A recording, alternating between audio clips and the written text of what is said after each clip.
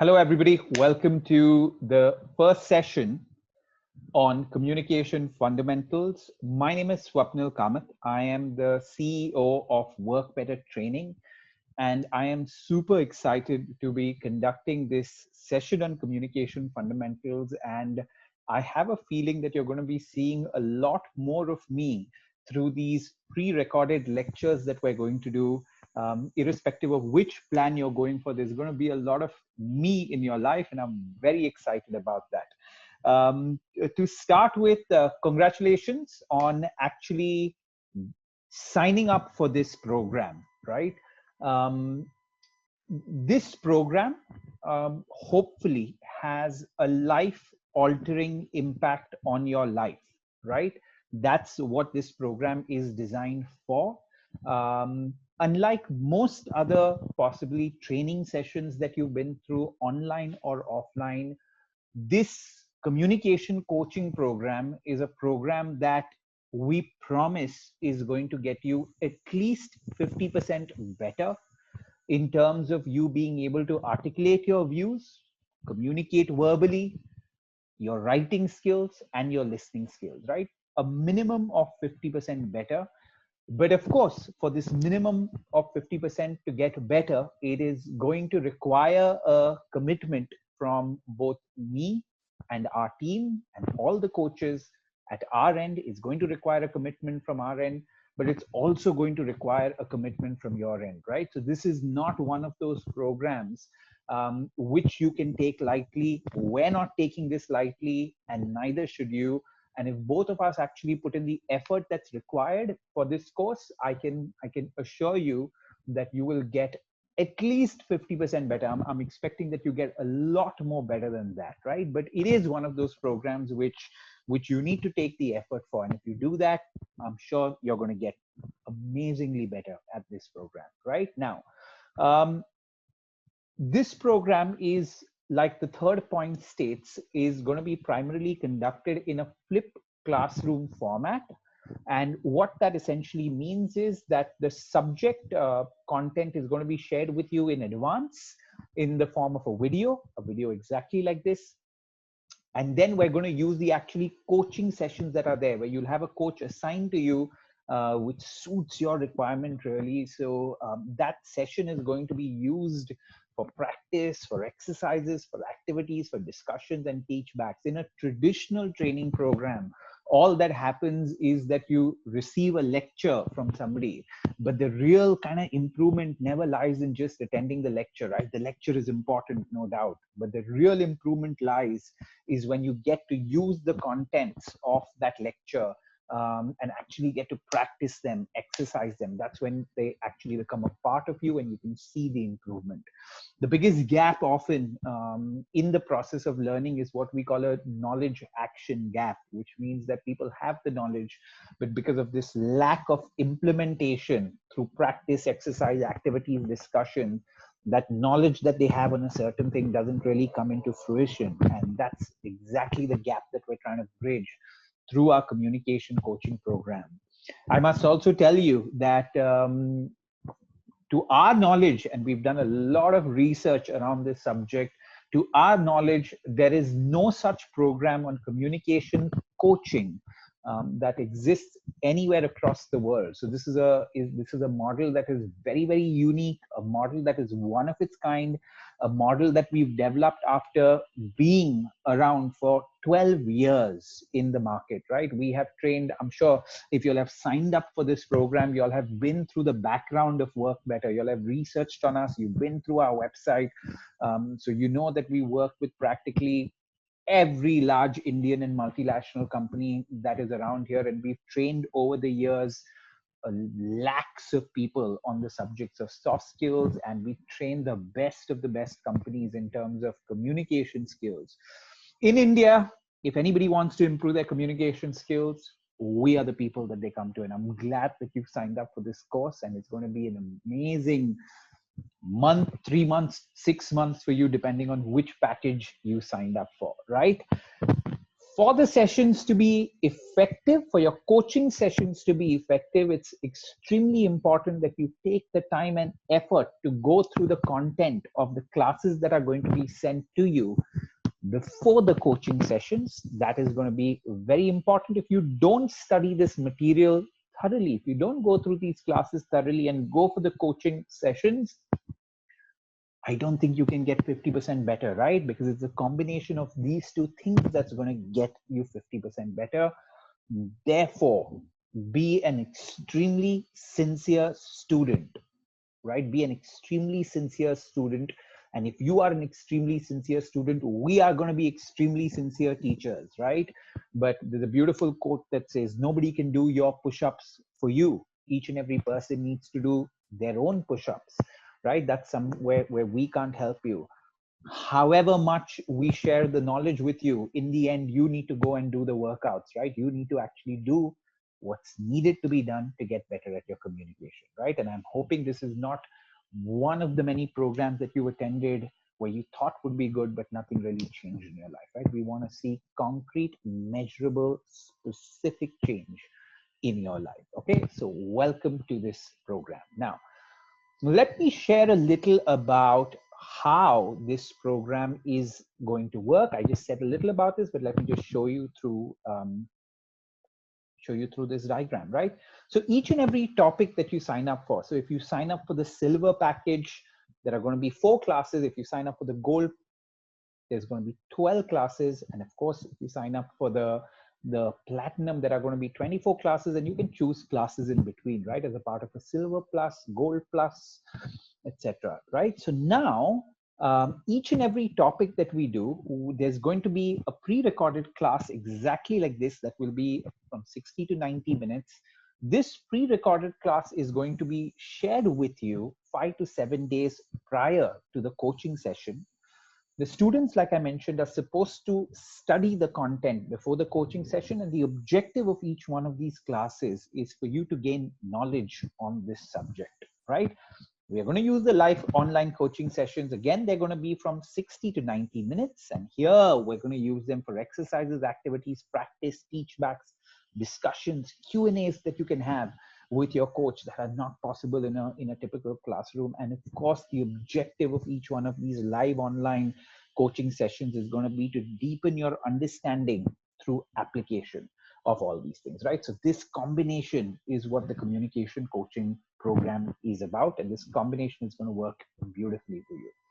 Okay, now let me give you a little bit of details of what each and every live coaching session is going to entail for you, right? I'm not talking about this class, I'm talking about the actual coaching sessions that you're going to do. This is going to apply second class onwards, right? So after you attend the first coaching session, you're going to have some takeaways from that coaching session. And from the second class onwards, the first thing that you're going to do in your coaching session is you're going to talk about what you implemented from the last week's class. That's what you're going to talk about first.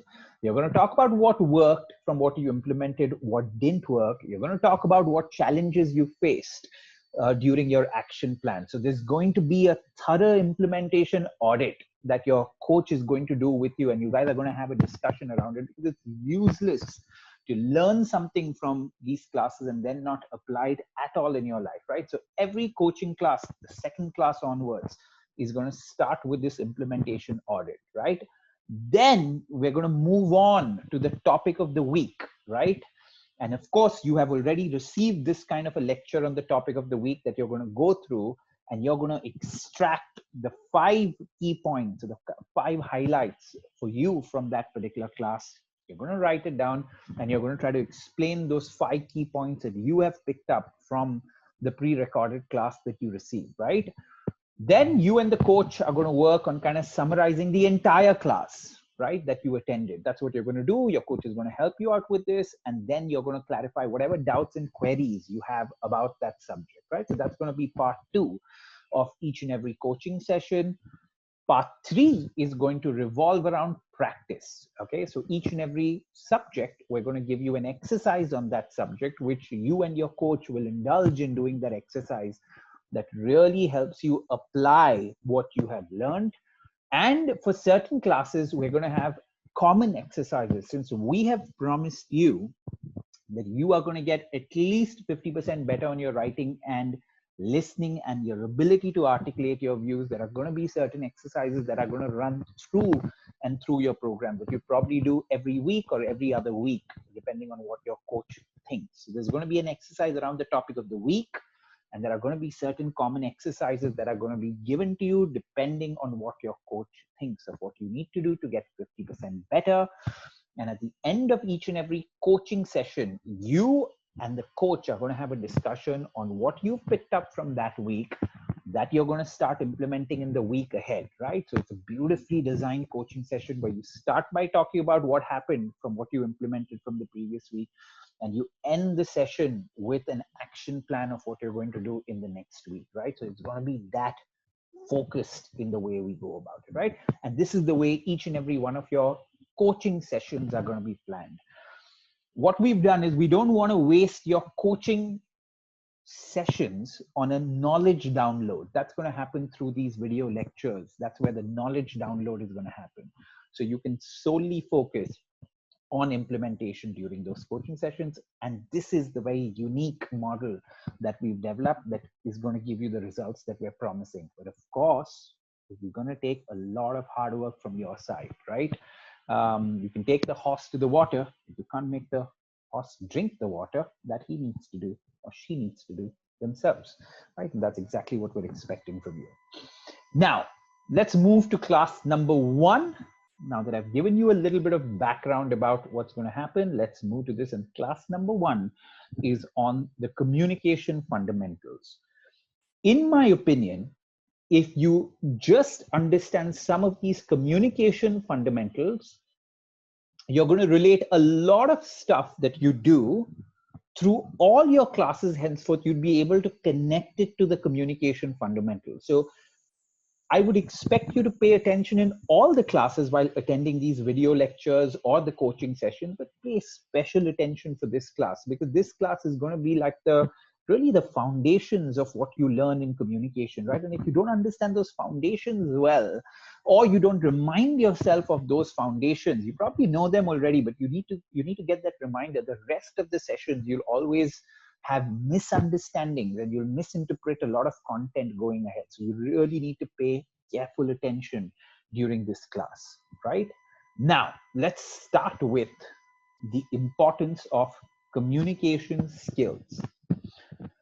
Of course, all of y'all have paid good money for this, right? Because you know the importance of communication skills. So it's like I'm preaching to the choir, but let's kind of understand why this subject is so important, right?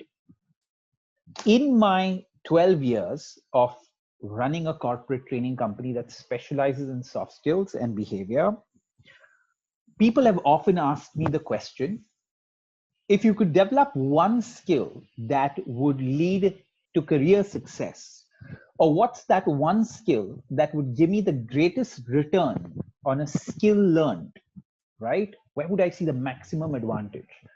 My suggestion to them, irrespective of which program I'm conducting, I always tell them the skill that's going to give you the maximum return is communication skills.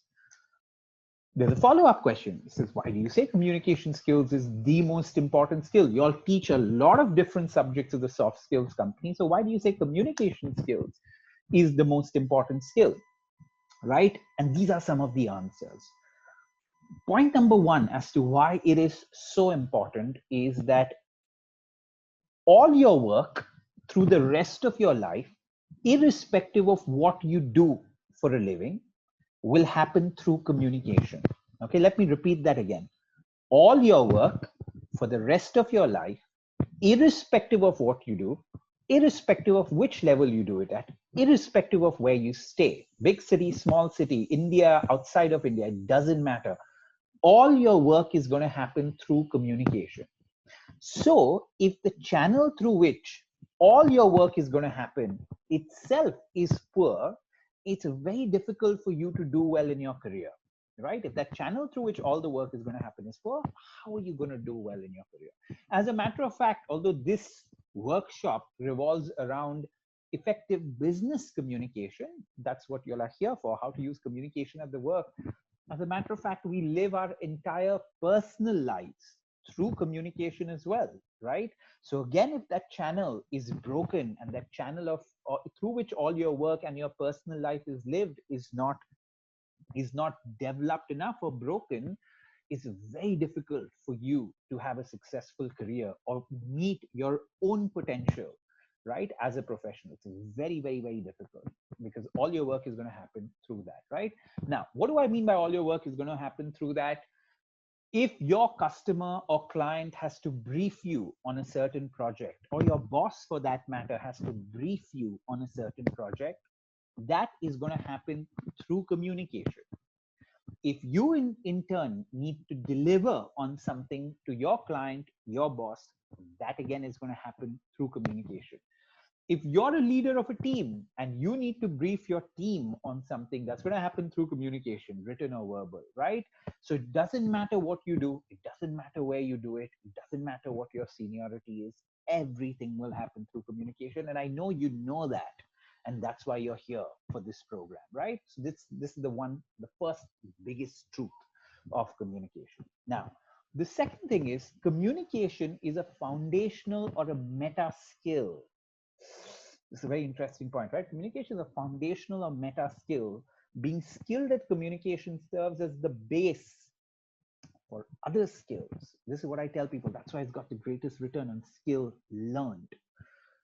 Which means that if your communication skills are well developed, that will be a meta skill or a foundational skills for you to be an effective leader of people. If your communication skills are developed, it will be the foundation for you to do good customer service. If you have good communication skills, that will be the base for you to be a good salesperson. If you have good communication skills, that will help you manage your time a lot better. If you have good communication skills, you can get into different professions. You could be a coach. It helps you manage your time a lot better. You can become a teacher. You can become a public speaker in different domains, right? So this one skill ends up being the foundation for so many other things that you're going to end up doing. If you're not good at this, you create a weak foundation for becoming a leader, become very bad at persuading people if you're not a good communicator, right? So many different things get hampered. So many other skills that you need to develop are weakened if your communication skills are broken, right? So that's the second big reason why it's so important. All your work is going to happen through communication.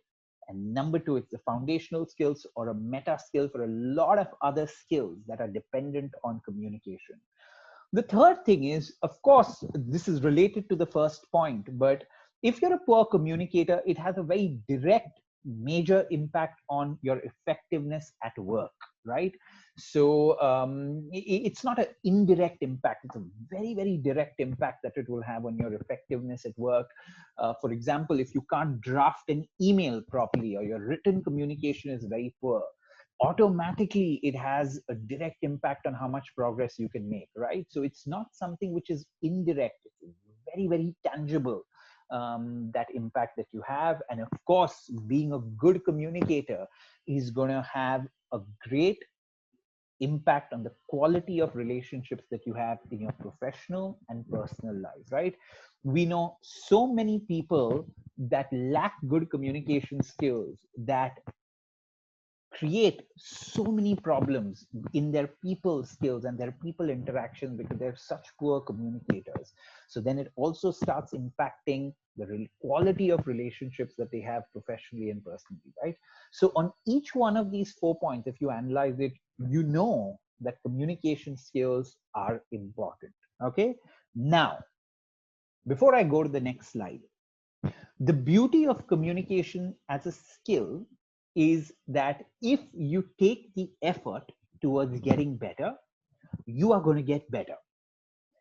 However, on the other side, if you don't take the effort towards getting better, you are not getting better at it, right? So it is a skill that needs you to work at it, right? A lot of people have a misunderstanding or a misconception that people are either born good communicators or not. Now, of course, there are going to be a lot of people that have a slight natural predisposition towards communicating, right? They're going to be slightly naturally better at it just growing up. Exactly like a few people are naturally good at, say, mathematics, or a few other people are naturally good at sports or singing, so on and so forth, right? So there are going to be people with that natural predisposition towards communicating well. However, it doesn't mean that others can't pick it up with training and practice. Okay, it's not that others cannot pick it up with that. Another way in which I tend to explain this thing to people, which is quite a funny thing, right? So you remember when we used to be in school and college, at least in the time I was in school and college, there used to be a lot of we used to have an exam format where they would say answer any 5 out of 8 questions, right? So typically bad students like me in school, we would leave 2 or 3 topics, and we would say, you know what, this is left in option, right? Where we're not studying these topics, because if these topics come, I'm not going to answer that because it's 5 out of 8, right? So I can choose the subjects that I'm going to study, and I'm not going to study a couple of subjects because they're too tough for me, right? So we had the option back in school and college to choose a subject. However, communication skills is one of those skills which is it's like a compulsory topic, where it's literally like the professor in school is coming and telling you that, listen beta, tomorrow in the exam this question is coming, so you better know the answer to this thing because you have to answer this question. It's literally that kind of a skill where you don't have a choice around it, right? You have to get good at it. You can't leave this for option. There are lots of other things in life and in your career that you can say, okay, you know what, I'm not going to choose to do this thing because I'm not good at it, right? I realized that when I was young, that my brain wasn't cut out to do complicated mathematics. I realized that very early, so I could choose another career. But irrespective of which career I choose, I need to communicate effectively to make progress, right? So I could choose not to specialize in maths, but around communication, I don't have a choice. I have to get good. Again, it doesn't matter whether you're a professional or an entrepreneur or a freelancer. It doesn't matter. You still need to be good at your communication, right? It doesn't matter whether you're a CEO of a large setup or you're somebody that runs your father's or mother's business, right? It doesn't matter. You need communication skills irrespective of it. And that skill, again, is going to help you grow your career, grow your business in a way which is extremely tangible, right? So that's how important this subject is to you. You paid for this, you know it's important, but ensure that that spirit of taking this seriously remains through the 1, 3, or 6 months that you choose to be part of this coaching program, right? And do that for your own good in a way, right? So this is why this subject is so important. Now, let's try to understand what is effective communication, right? Again, a very important subject for you to understand. Communication, if I just have to take communication, not effective communication, but just communication, is expressing and receiving of information between people, right? So I've just used the word information, but you could say information means ideas, feelings, so on and so forth, right? But the broad term for it is information. So communication is expressing and receiving of information between people. Now, what is effective communication? Okay, listen, so this is the difference. Look at these two lines, right? Effective communication is about exchanging information in a way where it is understood specifically, clearly, and without any doubt, right? So these are very critical words if you need to understand how to communicate effectively, and we're going to train you on each one of these things through this program, so you don't need to worry about it. So communication is merely just expressing and receiving information. Effective communication is about exchanging information in a way where it's understood specifically, clearly, without any doubt. So these words, understanding or understood, specifically, clearly, and without any doubt, is very important for you to understand, right? You can just express your views, but if the other person doesn't understand them specifically, clearly, without any doubt, you're not expressing your views in a way that's effective. Effective communicators do it in a way where the other person understands what you're trying to say specifically, clearly, and without any doubt. And of course, this process doesn't work perfectly, because in the end, you're one human being talking to another human being. But this is what effective communication is about, right? Now, when it comes to, so again, the difference between just communicating and effective communicating is, effective communication is about exchanging information in a way where it's understood. This is the word to remember, understood, or where somebody understands what you're trying to say, or you understand what they're trying to say, and it needs to be done specifically, clearly, and without any doubt. Right? Now, the second part of effective business communication is that it's objective driven, right? Effective communication has taken place when your objective is met. Okay, so these are the two, if I have to talk about the two pillars of effective business communication. Number one, what you are saying to the other person or he's saying to you must be understood specifically, clearly, and without any doubt. And number two, when you are initiating communication, what is initiating communication? If you are writing an email to somebody, or starting a discussion where you need to get a point across, or making a presentation to somebody, when you are initiating a message to the other person, you always have a certain objective in your mind. And effective communication means that that objective is met at the end of the communication, right? So these are the two things that you must try to do and achieve if you're an effective business communicator. And literally everything will revolve around these two things for you, right? For the rest of this program. It seems very simple. It's simple to understand, but very difficult to actually put into action. And that's where all the work and practice is required through this coaching session. Now, what is effective communication? Effective communication is not necessarily good English. Okay, now that's something that you need to understand right off the bat, because otherwise you will keep misinterpreting just good English for good communication. And this is a typical Indian disease, right? We think anybody that knows English is a good communicator, and that's not the case, right? Let me try to explain this point. A person could be a good or a poor communicator in any language, which means a person could be a good or a poor communicator in English. He could be a good or poor communicator in Hindi. He could be a good or poor communicator in Gujarati. He could be a good or poor communicator in French. He could be a good or pure or a poor communicator in Italian. He could be a good or poor communicator in Mandarin. It doesn't matter, right? So good English is not necessarily good communication. You could be good or bad communicator in any language.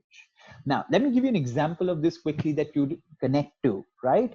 So the current Prime Minister of India, Narendra Modi, I'm sure all of us would agree that he's a very good communicator, right? However, he's not a very good speaker of English, right? That's because his language of business is largely Hindi and Gujarati, right? So when it comes to these two languages, he's an extremely effective communicator. He's known the world over for being a good communicator, but he's not a good speaker of English, right? So let's not have this preconceived notion that good communication is equal to good English, right? That's not the case. Now, I'm going to get to the importance of English later, but let me try to make this point first. If good communication meant good English, basically what we're trying to say is that everyone in France, because they speak French, everybody in France is a bad communicator because they don't really speak English. Or everybody in China is a bad communicator because they largely speak in Mandarin, right? No, that's not the truth, right? So you can be a good or bad communicator in French, or you could be a good or bad communicator in Mandarin. So this program, this communication coaching program, is a language agnostic program.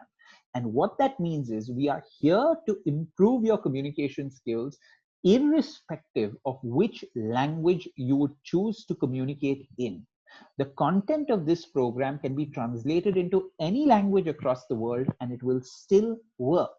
The content of this program can be used in any language and you'd still end up being an amazing communicator, because good communication is not equal to good English, right? There'll be lots of trades, lots of businesses where you don't need to use English at all, and yet you need to be a great communicator. And that's what this program is about. Now, we are also going to tell you and also going to coach you on how you can go about improving your command over any language, including English, right? So we're going to give you the tips and tricks of how to improve your linguistic skills irrespective of which language you want to improve it, right? So we're going to coach you and train you on that. But this program is not necessarily only about improving your English. And I can assure you of one thing. It's far more important for you to be a great communicator than it is for you to be a master of English. You don't need to be a Shashi Tharoor. Shashi Tharoor speaks very good English, right? You don't need to be a Shashi Tharoor in order to conduct your professional life effectively, right? Now, this by no means is trying to say that the English language is not important, right? The English language is important. And of course, we'll also train you on how to get better at it, right? But the English language is important because English has become a universal language of sorts. The English language is important because, like it or not, it's become the language of business. English is important because in a country like India that speaks so many different languages, in a way, English is the only language that connects us from north to south, from east to west, right? And most importantly, this is a point that people often forget, is that unless you're working for a government office in India, most of your written communication will always happen in English, right? And that's the reason why English is so important. And Chetan Bhagat, the author, one of the best-selling author, he has this thing where he says India is now primarily divided, not in a way, across people that know how to speak English well and people that don't know how to speak English well, right? So getting a good command over this language, no doubt, is important, but it may not be applicable to all trades. The person that became a prime minister of a country didn't have a great command over it, and yet is a brilliant communicator, right? So please don't be under the impression that good English is equal to good communication, right? Otherwise, the whole of England, everybody in UK would have been great communicators, but that's not the case, clearly. Okay, so this is a very important point that I want to make right at the start of this program, and I want you all to get better at your communication irrespective of which language you choose to speak in. Okay, now, the last part about effective communication is this, a very important point, right? And this itself, if you ask me, after 10 to 12 years of experience of conducting sessions on soft skills and loads of sessions on the topic of communication skills, years after I've done programs, and if I've, like, spoken to somebody that I did a program for, and then they came to me and I asked them saying, oh, what is it that you learned from that program I conducted 5 years back? What's the thing that helped you the most? And often when I ask them this question of what helped them the most, they will say this point of yours, right, of taking 100% responsibility for your communication. That is the point that really helped me the most in understanding the topic of communication. And I say, what do you mean by that? So what is this taking of 100% responsibility of communication mean, right? I like drawing stuff, so I'm gonna draw for you, right? So let's assume that there are two people. This is you, okay? Okay, so this is you, and this is the other person that you're speaking to, right? This is another person that you're speaking to. Now, what did we say? We said communication is exchanging of information in a way where if you are sending information out to the other person, he must understand what you're trying to say specifically, clearly, and without any doubt. And if that person is sending you information, you must understand it specifically, clearly, and without any doubt, right? Which means if you are sending a message to this person must understand what you're trying to say, specifically, clearly, and without doubt. And when this person is sending you any kind of information, you must understand it specifically, clearly, and without any doubt, right? So whether you're sending information out or you're receiving information, both things need to happen in a way where you understand it specifically, clearly, and without any doubt. So what this means is you don't just have a more or less understanding of it, or as we say in India, thoda bahut samajh mein aa gaya. No, we're not talking about thoda bahut samajh mein aa gaya. We're talking about understanding or being understood specifically, clearly, or without any doubt, right? So this is what effective communication. So what does this taking 100% responsibility for that communication mean? What that means is that if you're sending a message out to this other person, and this other person does not understand what you are trying to tell him, you cannot blame that other person for it, right? You can't say that, oh, this person didn't understand what I was trying to say, it's his fault. That's not how good communicators operate, right? Good communicators operate under the philosophy that if I am communicating to this other person and this other person does not understand what I'm trying to say, I can't blame him or her. I need to improve the way I communicate, or I need to make myself more clear, or I need to simplify my communication, or I need to give him a little bit of more background in order for him to understand it, right? That is the principle on which all good communicators operate. I repeat, you would have known that of all good teachers, right? If a teacher is sharing information or knowledge on a certain subject, and a good teacher thinks that if I'm sharing the certain knowledge with the student and he doesn't understand it, I can't call him stupid. Me as a good teacher, I need to know how to get this thought across to you in a better, more simplified way, right? Or I need to give you some examples, so on and so forth. They would never blame the other party for it. They would always take responsibility for them to understand it. That's a sign of a good communicator, right? The sign of a bad communicator is one that when you have communicated something to the other side and they haven't understood it specifically, clearly, or without doubt, you blame that person for being stupid, naive, immature. You blame that person for it and you operate with that approach in your mind. That's not the right approach to operate with, right? It'll never make you a skilled communicator if you do that, right? You're not going to get 50% better if you operate from that premise of blaming the other person. Now, the interesting part here is, so here largely I've spoken about it from the point of view of when you're sending information out, this is the approach that you need to have. However, as a skilled communicator, you need to have the same approach when you are receiving information from the other side, right? Which means when this other person is communicating their thoughts to you, you must take the responsibility to understand what the other person is saying specifically, clearly, without any doubt, right? Which means you need to be, number one, a very good listener to that person. Number two, you need to be very good at asking the right questions and clarifying doubts. Number three, you need to be very good at reconfirming or paraphrasing your understanding of what he's trying to say, right? So even when another person communicates to you, and if you haven't understood it, you can't just raise your hands and say, oh, you're communicating badly, it's not my fault if I don't understand. No. You need to take the effort to listen carefully, ask the right questions, reconfirm what you understood. And in a situation where you've not understood still, you need to be respectful enough to the speaker to tell him that I know you tried your best to explain it, but I still haven't understood it, right? So you can't just nod your head and say, aage, yeah, I've understood, aa gaya samajh mein. No, that's not the way a skilled communicator operates, okay?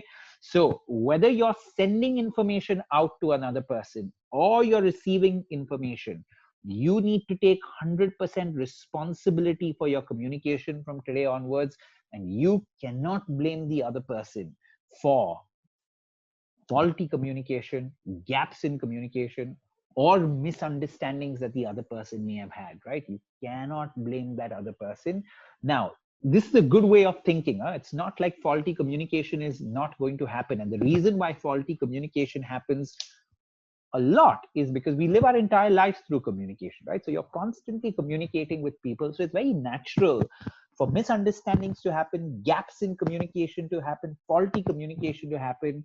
And what skilled communicators do basically is they minimize, right? They minimize these things. And that's what makes them really effective or productive, whether it's a CA, an entrepreneur, an IT professional, it doesn't matter what vocation you work in. You're going to have to be good at communication to succeed in your career, right? So taking 100% responsibility, whether you're sending out information or whether you're receiving information, is a sign of you being an effective communicator. I would go on to say that you cannot be a good communicator unless you believe in the point that you need to take 100% responsibility of your communication, whether you're sending it out or receiving it, right? So I hope you've understood this point, and I hope this point has made sense to you and you've taken it in the right spirit, right? So these are the few points on what effective communication is. Okay, now we're going to move to, these are just some of the fundamentals of communication, right? Very important thing on which everything else is going to be based on from here on, right? So this is a very interesting model of the golden circle of communication, right? Where each one of these five things, who, why, what, how, when, each one of these five things, you need to give them a lot of thought if you want to be an effective communicator. Literally, every time you're in a situation where you're going to get a thought across in an important situation and often in an unimportant situation too, right? The who, why, what, how, when, right? You can literally look at that, and if you want to remember it, you can remember it as the 4 W's and 1 H, right? That's the good way to remember it. The 4 W's and the 1 H, you can remember it that way, right? So we're going to discuss each one of these one by one for you to get an understanding, right? So it all starts, ladies and gentlemen, it all starts with the who, right? That's where this entire game starts for us. Start by thinking about who you are communicating with, okay? Now, listen very carefully. Communication is all about the other person, right? Communication is all about the other person. What does that mean? Very simple. The process of communication begins when another human being is involved, right? I repeat, the process of communication begins when another human being is involved. Therefore, the hero or heroine of communication is never you. It is always the other person that you're communicating with, right? I repeat, the hero or heroine of communication is never you. It's always the other person that you're communicating with, because that person is the reason why the process of communication has begun, right? And that's why if you look at the golden circle, everything starts at the right at the center of it is that other person. Now, what do I mean by that, right? Now, if I lock you up in a room and you don't have a computer, you don't have a phone, and there's nobody in the room with you, right? You're all alone without a computer, phone, nothing to write with as well, right? You can't communicate with anyone, right? You can say that, okay, you can say, oh, I'm talking to myself or I'm talking to God, but that's really, you're just saying stuff out loud. You're not really communicating with anyone else. Now, the minute another human being comes into that room, that's where the process of communication has begun, right? So that tells you the importance of that other human being to the process of communication, right? So that person is so damn important when you're communicating, and we rarely give any thought to that other person while communicating. There's a very nice quote that says, every human mind is as different as every human face, right? And if you've known of any effective communicators or skilled communicators, what they often do is they know how to communicate with different people in different ways that helps that other person understand what they're trying to say and also helps the communicator meet their objectives, right? I often give this example. My grandmother, it's an example on the personal side, but you'll get the point, right? My grandmother, which was my father's mother, She had 7 children, one of which was my father, right? She had 7 children, India of that time, right? Lots of children. And exactly like I said, each and every human mind is as different as every human face. So each one of those 7 children that she had, they were so different from each other, right? Although they came from the same parents, they were so different from each other. But she had a great equation and a great relation with each one of her kids, because in a way she communicated with each one of her children in a different way that matched and suited their personality, right? That's what she did. She matched her communication with the person on the other side, and she didn't say, oh, this is the way I communicate, I'm not going to change it as per my children. No, no, no, that's not the art of a skilled communicator. A skilled communicator really knows how to interact with different people. And we know this sometimes it's very obvious, right? If you're going to communicate to an 8-year-old, you're not going to communicate with an 8-year-old in the same way you communicate with an 80-year-old, right? You're going to communicate with both of them differently. But however, we tend to lose this nuance, so we tend to lose this kind of thought when we're generally communicating with people in business, that each and every person is different, and we need to really keep them in mind while putting our thoughts across to them, whether it's an email, whether it's in a presentation, or whether it is a verbal conversation that we're having, right? So communication is all about the other person. That's where the process begins. That's at the heart of your golden circle of communication. So really give that a lot of thought before you communicate. Right now, what are some of the things that you can kind of keep in mind when you're thinking of your audience or thinking of the other person, right? First, start with, of course, thinking, who's this recipient? Who's the receiver of my communication? You need to give that a broad thought. And then you need to get into the specific of saying, what's your relationship with this person, or what's your history with this person or people that you're communicating with? You're going to have to keep that in mind. You're going to have to think, what are their preferences or choices, right? Are you aware of any preferences, biases, choices that they have? What are their expectations? What are their goals or priorities, right? What do they want from this particular situation in which I'm communicating? You're going to have to keep that in mind, right? You're going to have to keep in mind, this is a very important one, and this is where so many people make such a big mistake, right? You're going to have to really know of this subject that I'm communicating about. What is the knowledge that this person that I'm communicating with, what's the knowledge that this person already has on this subject? Sometimes we don't keep this in mind and we go into great detail where it's not required, or we don't give any detail at all because we don't really understand what's the knowledge that this person has on the subject that I'm communicating with, right? A very important point to keep in mind when you're communicating, right? So you need to think of what are their educational qualifications, and you need to think of a lot of these things when you're communicating, right? What industry do they belong to? What's the job profile that they have?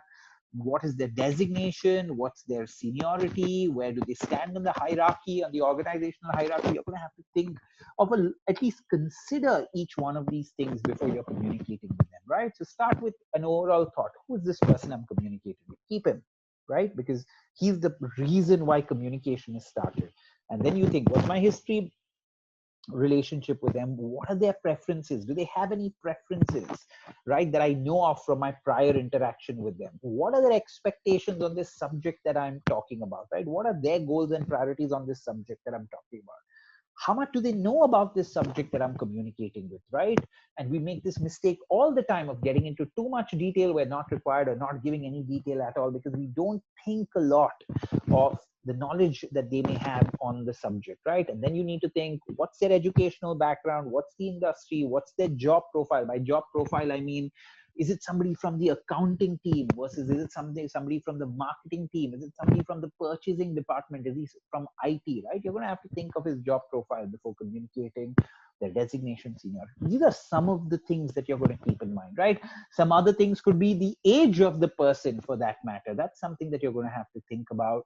There are just so many factors, but you really need to kind of try to process them before you start the process of communication. Right now, let me give you another, so this is a question that is likely to come up in your mind, right? Which says, how do I know the knowledge of that person on the subject in which I'm communicating, right? And very often the answer is, ask them. And this is what so many people don't do. Ask the audience or ask the person in front of you, saying, this is the subject I'm going to talk about. How much detail would you like me to go into this thing, right? Because I'm not fully aware of how much knowledge you have on this subject. So can you tell me where you want me to start? Do you want me to start right at the start? Or would you like me to start somewhere in between? Or do you just want to know the last 20% of this thing? If you don't ask the person in front of you, the person can't tell you how much he knows already. And then you can't kind of put your communication together in a way that suits that person. And again, all the skilled communicators that I know basically end up doing this. They'll always try to find out what the knowledge is. So these are all the things that you need to keep in mind before you initiate any kind of communication with another person, right? Yeah, so that's the who part that you need to think about. Now, the second thing that you need to give and be very mindful of is the why, right? That's the second thing that you need to be mindful of. And this, again, these first two, the who and the why, and especially the why, ladies and gentlemen, is where I have seen people make a tremendous amount of errors. Okay, now let me try to explain this, but you need to pay very careful attention to this thing. Your communication can be broadly broken up into two parts. Okay, listen carefully. One type of communication is what I call chit-chatting. And the other kind of communication is objective-driven communication. Okay, so two types of communication, chit-chatting and objective-driven communication. Now, let's try to understand the first one, which is chit-chatting. What is chit-chatting?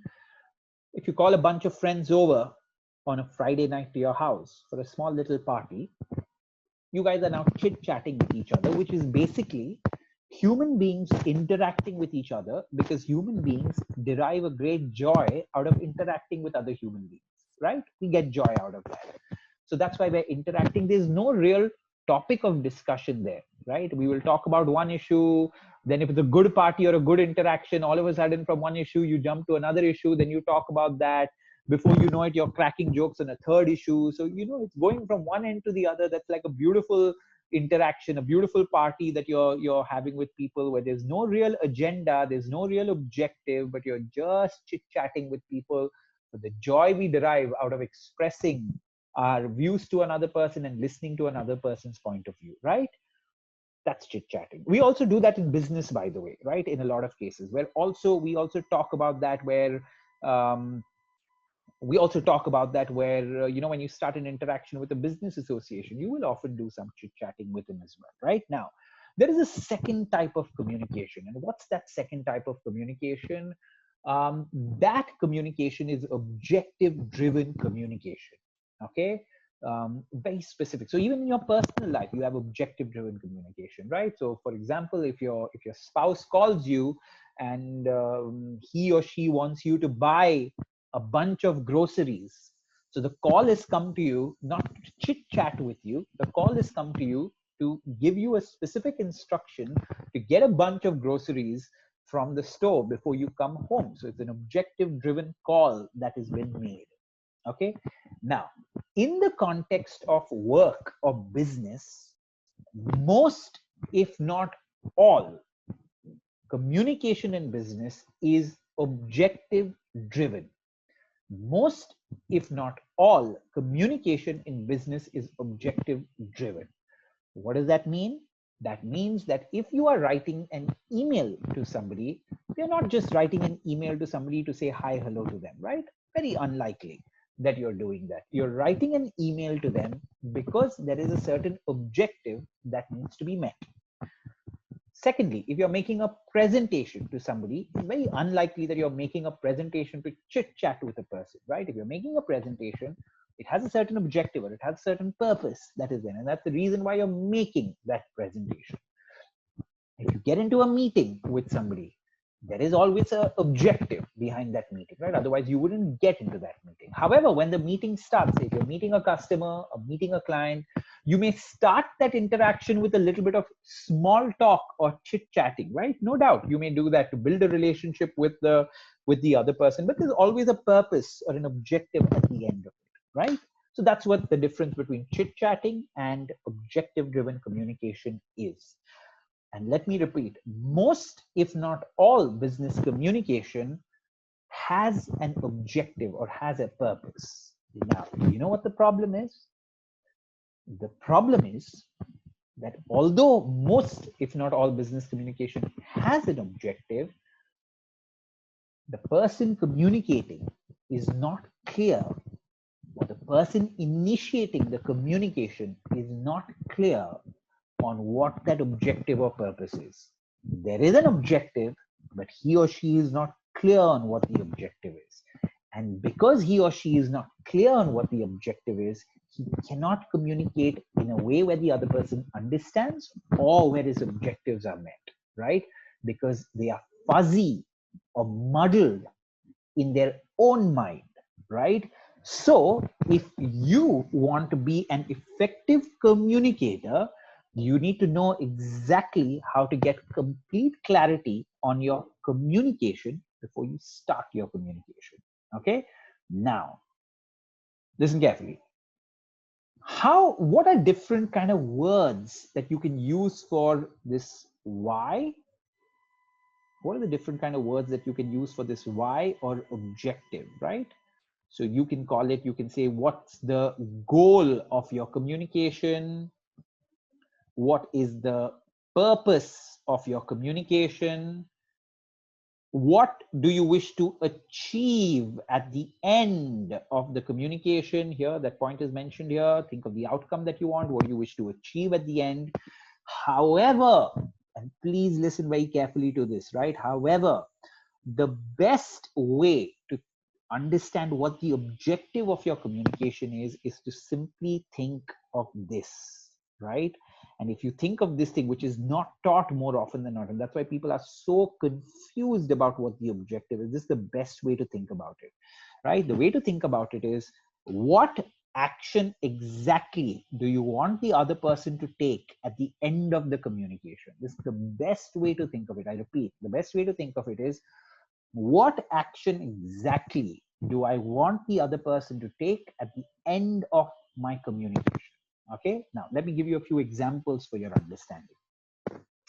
If you are writing an email to a certain person, okay, if you're writing an email, you could think like this about the objective. You could say, okay, I'm writing this email. Literally, you need to close your eyes, and even before you type the email, you need to ask yourself, even before you type a single word, you need to get full clarity in your head as to what the objective is. So you could say, okay, what's the objective? What action do I want from the other person after he finishes reading my entire email? What exactly do I want him to do? That's the way to think. Okay, what action do I want, or what exactly do I want him to do? Close your eyes and kind of think about it. And then you'd probably get an answer saying, you know what I want my team member to do is, I want my team member to send me this report that I want. I want him to send it to me in this particular format, right? I want him to send it to me in this particular format. Yeah, and I have a reference for that format with me already, right? I want him to send it to me in this format. I want him to send it to me by Friday, 5 p.m. in the evening, right? That's what I want from my team member. So you're clear about the action that you want from him even before you started typing the email, right? The action that you want for him is the report in a certain format to be sent to you by 5 p.m. on Friday, right? That's the action that you're trying to get from the other side, because otherwise, why would you be sending that email anyway? You want something from him, right? And you need to be crystal clear about that, right? Certain emails could have multiple objectives, which means there could be multiple actions that you want from the other person that you're communicating through one presentation or email or conversation, right? But you need to be clear in your head as to what each one of those actions that you want from the other side. If you don't have that clarity, there's no way for you to meet the objective that you have, right? So that's what you need to do. Let me give you another example.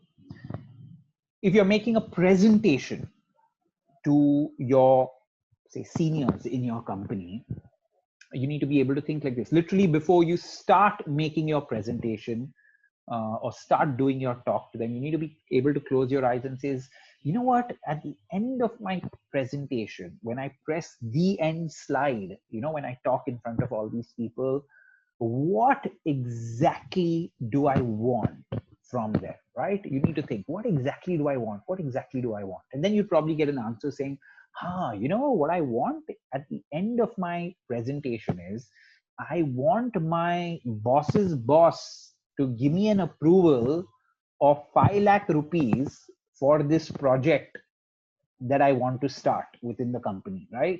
So what I want exactly from him is an in principle approval for 5 lakhs. That's what I want. I want an in principle approval for 5 lakhs on this project. Then you're clear. Okay, this is what I want at the end of the PPT. Now you can go about kind of deciding what you want to put in it, right? If you don't have that clarity on what you want, it's going to be very difficult for you to put that presentation together.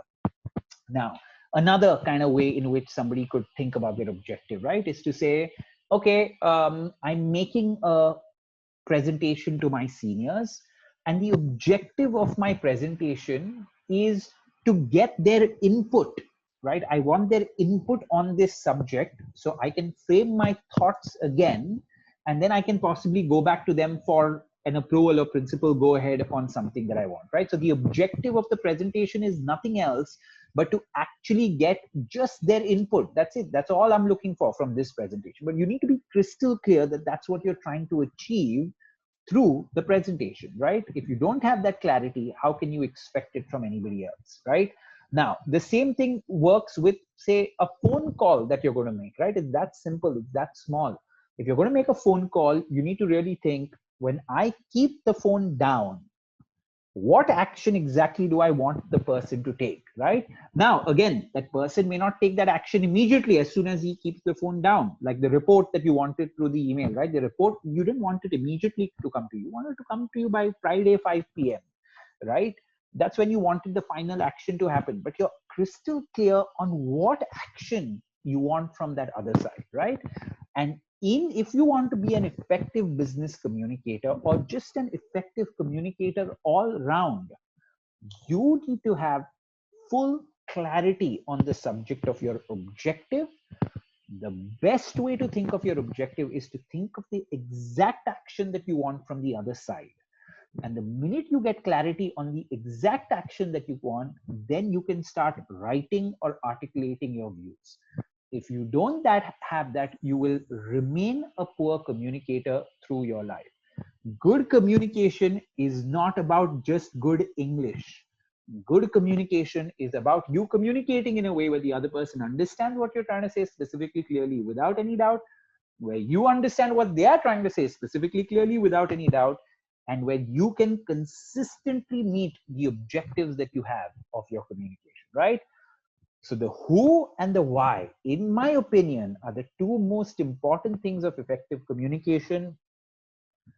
If I had to go one step further, I would say that the why is the single most thing, in my opinion, to understand for each and every communicator if you want to get good, because I have seen hundreds, if not thousands, of very senior people, very intelligent people, very educated people that are poor communicators solely because they don't have full clarity on the objective of communication, right? So I hope you understood this, and we're going to help you. I've already told you how to get clarity on that objective, but hopefully through all the practice sessions that you do, you will get clearer and clearer and clearer about how to determine. We'll give you so much of practice in this that you're going to be an ace communicator. Please help us help you become an awesome communicator, right? Play your role in it, we'll play our role in it, right? So that's the second point in your golden circles, the why of communication, right? Now, look at this thing. It's very interesting. Once you're clear on who you're communicating to and you're clear about what your objective is, the content of your communication should drive that cause and help you achieve that action you want. A very important point, okay? So you understood the who, you understood the why of your communication. Now what you say or put across, or the content of your communication, should drive the cause and help you achieve the action that you want from the communication, right? That's what good communication. So again, like we said, decide how much information is sufficient to make your point, to meet your objective, to give them an understanding. Determine what background information, context, and details have to be communicated to ensure the audience understanding, right? So very simple. Think of the who, then think of why you're communicating, then decide what do I need to say to help him understand and to meet my objective, right? After keeping these two things in mind. Very simple way of looking at stuff, right? So now once you're clear on what you're going to communicate, then you need to move on to the next thing, which means now that I'm clear on what content I need to get across to the other person, or what information I need to get across to meet my objective to this person, now how do I get that information across to him, right? Ask yourself, how should you share your information so that the person clearly understands your message for you to meet your objective again, right? So we, if you've seen throughout this presentation, we are wedded to meeting our objective, right? It doesn't matter whether you meet your objective in Hindi or English. What matters is that you meet that objective in business, right? So once you're clear on what you're going to communicate, how do you communicate it to meet your objective, right? Now, these are just some of the things that you need to keep in mind on the how, right? So decide which method is best for the given situation and individuals involved, right? So to start with, you'll have to think of which channel of communication do I need to use, right? How do I get this message across? Do I get it across face to face? Is that the best way to get this message across to a person? Is the best way to get this message across in written format? The how would involve, what's the tone of voice in which you get this message across to the other person. It would be, how should you structure your communication? It should be what words you should use. It would be, how formal should you be, informal should you be while getting that content across or the message across to the person, right? These are just some of the things that you'd have to keep in mind while thinking about it, right? So that becomes the how. And again, the good part is, through your coaching session, you're going to get trained on each one of these things, right? Of how to do that, how to structure your communication, how to think of your objective. We've already taught you, but how to, what your tone of voice is, right? And most importantly, which is the second class itself, which is how do you structure your communication. The minute that happens, oh my God, you're going to love it so much, right? So once you decide on the content, then you need to think of, how am I going to get this content across to person, right? And these are just some of the things to keep in mind in that how. Okay, now the last one here is the when is the right time and moment to communicate, right? I was doing a class a couple of days back, and somebody asked me an important, I love using this word, be a tactful communicator, right? I think being tactful is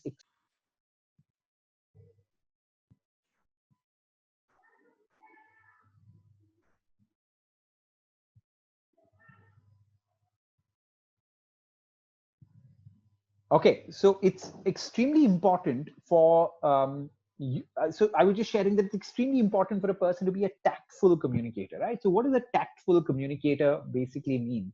A tactful communicator is somebody that knows who to communicate with.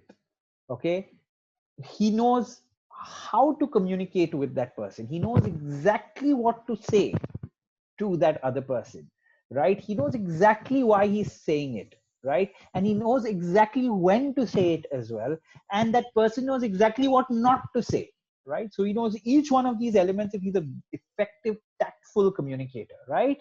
So when you're communicating your thought, you need to choose the best time to communicate it in order to meet your objectives, right? Now, I'll give you an example that all of us do very well. We don't need to be trained on our communication to know this, right?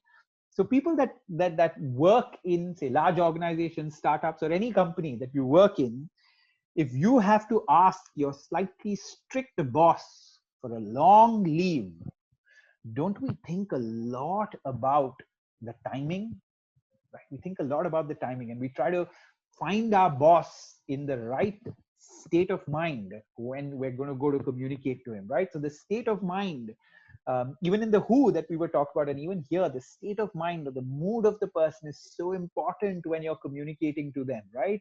So timing becomes that critical when you need to go and ask your boss for a long leave. When we were young, and say you wanted a night out from your parents, or you wanted something special from your family, We always kept the timing in mind, right? When we communicated with our parents, when we actually wanted something, we kept that in at the top of our head as to what is the state of mind, what is the mood of the parent, is this the right time to go and ask for this? And that again becomes very important if you want to be a good communication, right? Knowing when to communicate a certain thought. And we do it very naturally when our stakes are higher or our interest is higher. We do that, quite naturally. But we need to give this a thought all the time, right? Something as simple as saying, of kind of studying the who, again, going to the who, studying the who really well, and to say, you know what, if I have to communicate with this boss or this customer of mine, if I call him in the morning, my objective is met, because for some reason this customer is in a good mood in the morning, right?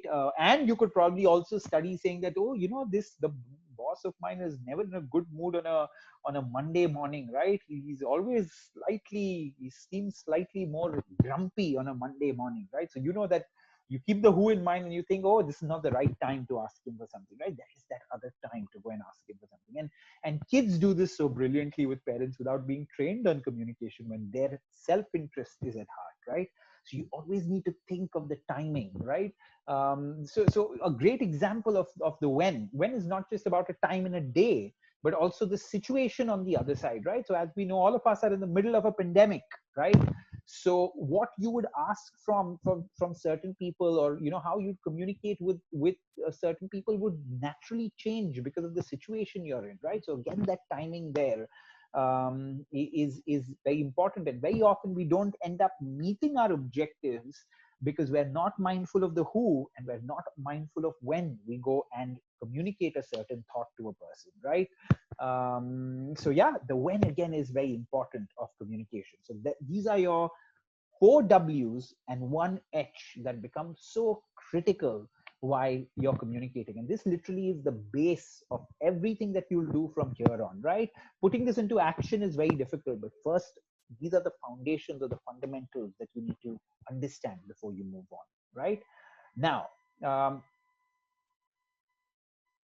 okay, so the other, and this is the last part of our first class, which is the channels of communication that you need to keep in mind, right? So these are the primary channels which we use at work, right? Irrespective of what business you do, or irrespective of the trade that you're involved in, right? So there is the first channel which we use is face-to-face communication, where you could be doing one-to-one communication face-to-face, or you could be doing one-to-many communication, which is a presentation that you could be making in front of people, right? And it's very interesting. So if you look at this, when you're doing any face-to-face communication, all the elements of communication are involved. So what are all the elements when you're doing face-to-face? Your body language comes into the play, and you can also read the body language of the other person that you're communicating with, right?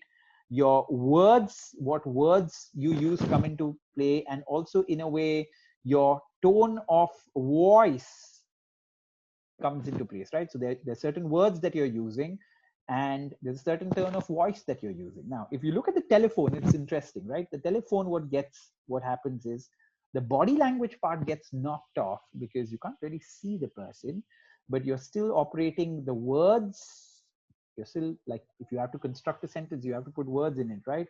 And number two, of course, the tone of voice or the way you say those words, right, also play a role. Now, when it comes to email, when you think about it, when it comes to email, there are just words, right? So the tone of your email will determine on how you use your words, but there are just words. And that's why so often there can be so much of misunderstanding or misinterpretation based on just words and emails, right, that are sent out, because there's no other part which is connected to it. The body language part is missing, the actual tone is missing there. It's only words through email.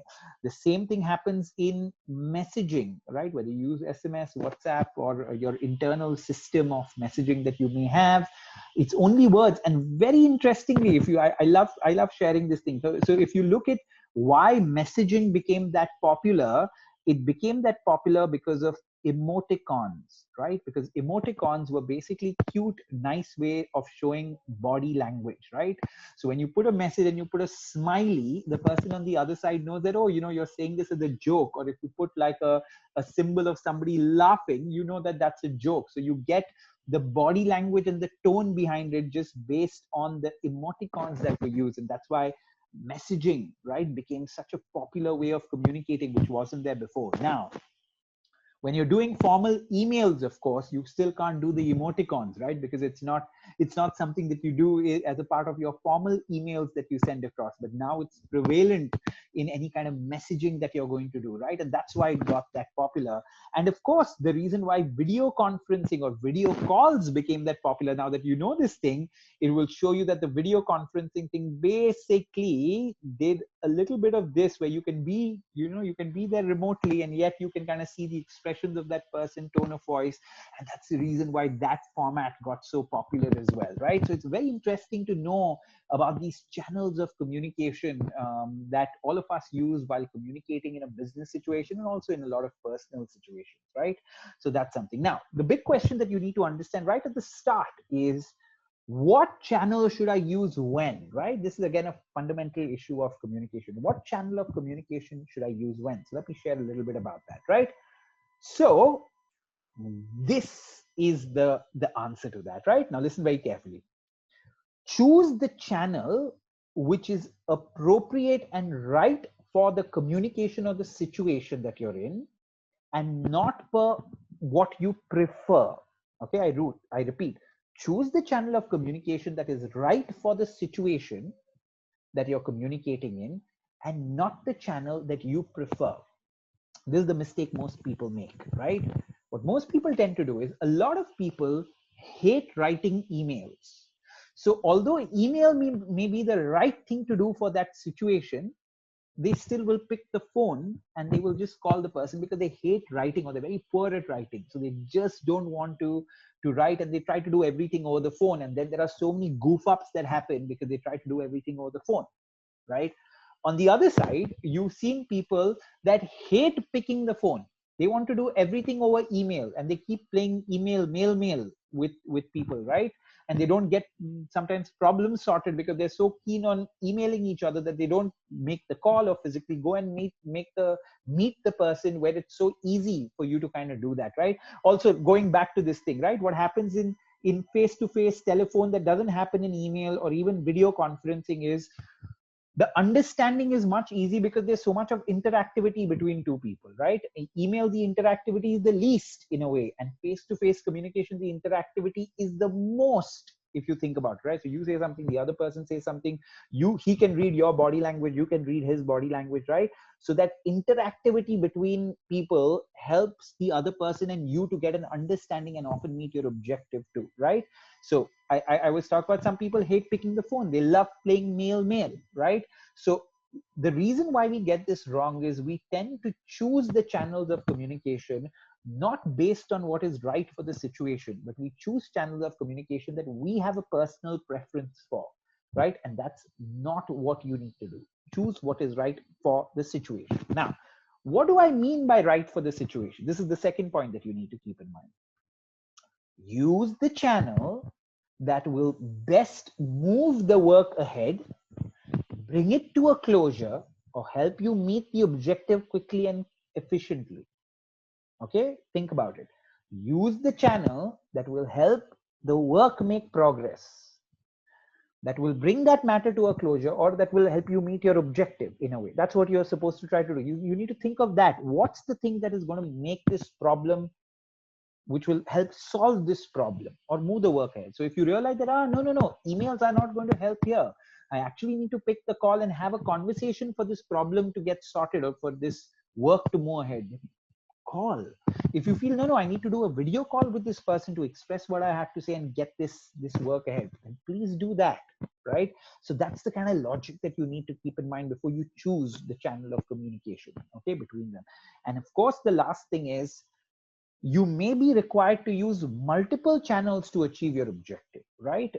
Very often that's what's required, right? You need to make the call, you probably need to follow up that call with an email, or you need to send the email and follow it up by a call, to meet a certain objective. So very often it's not about choosing one versus the other, but you're going to use a bunch of these kind of channels to eventually meet the objective that you have in place, right? So somebody may call you, they may speak to you, then they may email you, say a profile or something like that. They may ask you to go through it.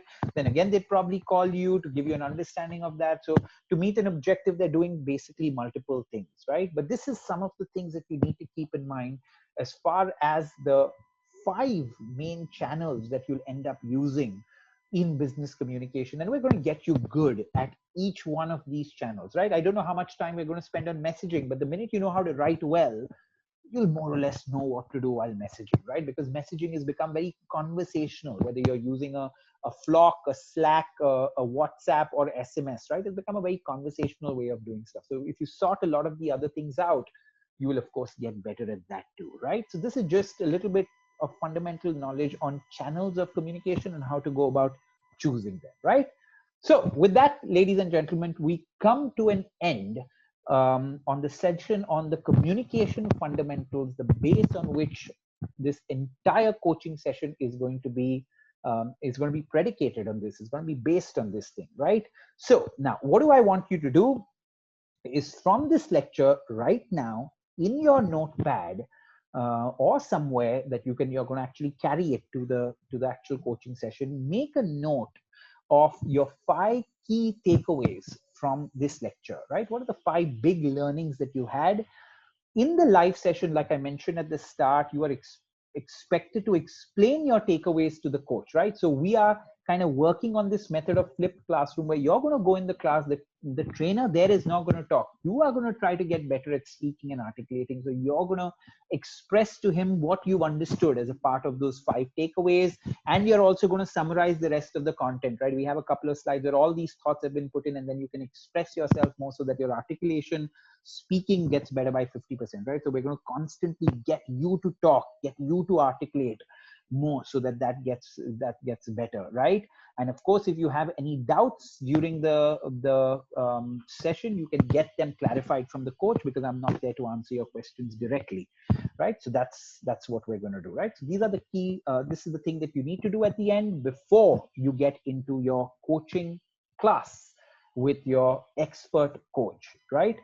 So thank you very much, guys. I had a great time doing this session, and hopefully you're going to see a lot more of me doing these sessions, the recorded sessions that are there.